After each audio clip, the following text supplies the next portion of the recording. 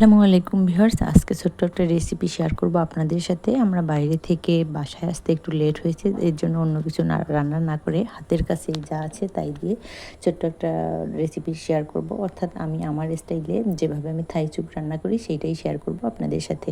ভালো লাগলে অবশ্যই কমেন্ট এবং শেয়ার করবেন। তবে হ্যাঁ, কেউ নজর দিবেন না, আপনারা চাইলে এই ভিডিও দেখে বাসায় বানিয়ে খেতে পারেন।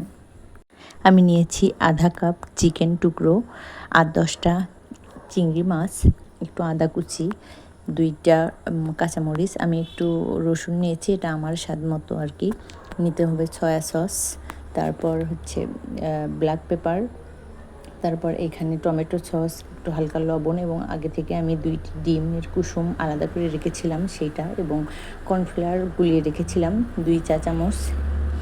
তো সব উপকরণ একখানে করে আমি এখানে ধনেপাতা দিয়েছি। আর আপনাদের বাসায় যদি থাই পাতা থাকে আপনারা সেইটা ব্যবহার করতে পারেন, এতে অনেক সুন্দর সুগন্ধ বের হয়।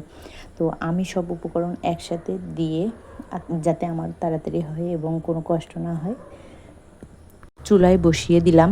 তো 10 মিনিটের মতো আধা তাপে আর কি 10 মিনিটের মতো আপনারা জাল দিয়ে নেবেন। আমি 10 মিনিটের মতো জাল দিয়ে নিলাম। তারপর পরিবেশনের জন্য একটি স্যুপের কাপে নিয়ে নিলাম। এখন আমার মেয়ের কাছে নিয়ে যাব, দেখি, মূলত ওর জন্যই বানিয়েছি, দেখি ও কীভাবে খায়।